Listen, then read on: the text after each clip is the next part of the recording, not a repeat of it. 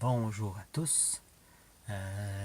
J'ai réalisé parce que je pensais à mon entrepôt qui est plus que plein, puis je réfléchissais à ce qu'il y avait dedans. Dans le fond, il y a quand même un gros ménage à faire là-dedans. Puis j'ai réalisé que il y a au moins une vingtaine de boîtes de paperasse que j'ai pas eu le temps de m'occuper de trier, que je vais scanner éventuellement. Donc c'est comme le manque de temps. J'ai beaucoup de vieux appareils électroniques. J'ai une affaire comme 6 vieux ordinateurs dans le temps des Pentium 1 parce que j'ai pas eu le temps de copier les photos qu'il y a dedans. Évidemment, le ménage de souvenirs. Donc, une bonne part de ce qui traîne là, c'est des choses qui sont négligées parce que je n'ai pas eu le temps de m'en occuper. Ça, c'est ce que j'ai réalisé, c'est que j'ai toujours manqué de temps pour m'occuper de mes choses. J'ai toujours fait le plus urgent. Puis le restant, ça attendra parce que j'avais jamais le temps de le faire. J'ai pas plus de temps maintenant non plus. Puis j'ai réalisé que le 2 tiers de ce qu'il y a dans mon entrepôt, c'est des choses que j'ai essayé de vendre. J'ai toujours rêvé d'être à mon compte. Ça m'a toujours écœuré de travailler pour un autre. Donc j'ai essayé différentes ventes réseau. J'ai essayé Juice Plus, Melaleuca, Avon, tous les produits de même.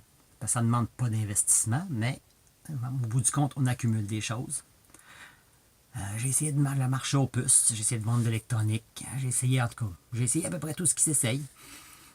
Finalement, au bout du compte, tout ce que ça a fini par faire, c'est que j'ai accumulé un nombre impressionnant de stocks. Des affaires flambant neuves, tout emballées, que j'ai pas réussi à vendre, que j'ai manqué de temps pour m'en occuper. Donc, avec les années, ça s'est accumulé, toute cette marchandise-là. En fait, dans mes biens personnels, j'ai quand même fait une bonne trille. Mais que ce qui restait, c'est des choses qui étaient plus longues à trier, comme les papiers ou les souvenirs à recopier. Puis, évidemment, mes tentatives de partir à mon compte.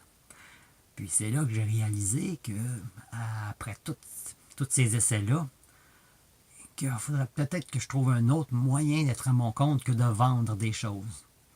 Parce qu'essayer de vendre des choses quand on manque de temps, ça finit par faire une accumulation de marchandises dont je ne sais plus quoi faire aujourd'hui, puis je manque de temps pour m'en occuper.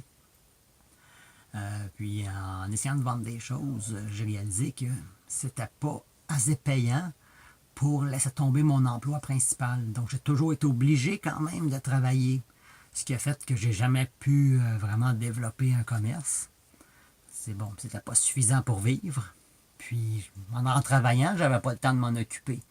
C'était comme un cercle vicieux. T'sais. Pour faire ça, ça prend du temps. Mais quand tu n'en as pas, c'est ça débouche à rien. Puis j'aimerais à un moment donné peut-être faire quelque chose, peut-être vendre un service ou monter des sites web, je ne sais pas, mais quelque chose qui ne me demanderait pas d'investir de la marchandise. Que si ça ne fonctionne pas, je ne me retrouve pas embarrassé d'un entrepôt plein à ne plus savoir quoi en faire. Ça, c'est ce que j'ai réalisé. Je ne sais pas encore qu'est-ce que je pourrais faire qui ne me demanderait pas un inventaire. Je suis encore en réflexion là-dessus. Je sais une chose, que je ne veux pas passer ma vie à être esclave d'un autre. Parce que c'est un peu comme ça que je me sens. Je n'ai pas de stabilité d'emploi, je suis à contrat, je ne sais jamais demain ou dans 6 mois ou dans un an. Je peux faire aucun projet d'avenir. Parce que mon emploi est trop incertain, puis je ne sais jamais dans quelle ville je vais être.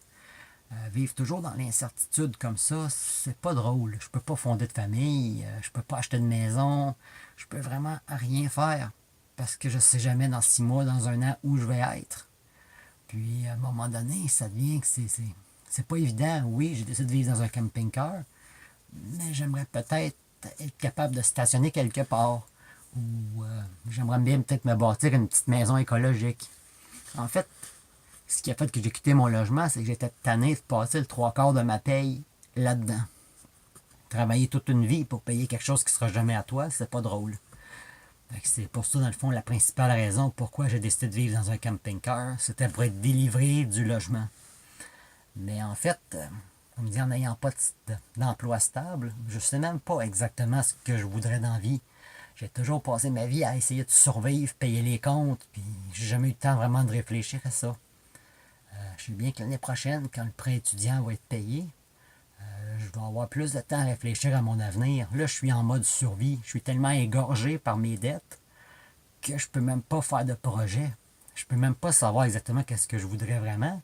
Puis en n'ayant jamais eu d'emploi stable, j'ai jamais eu la chance de penser à quoi que ce soit, là. Puis, c'est un peu ce que... Je sais une chose, c'est que j'essaie de liquider cet inventaire-là.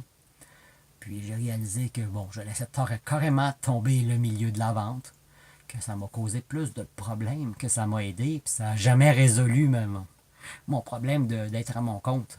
Dans le fond, j'ai jamais réussi. Donc, c'est clair que c'est pas la solution. Fait que sur ce, je vous laisse.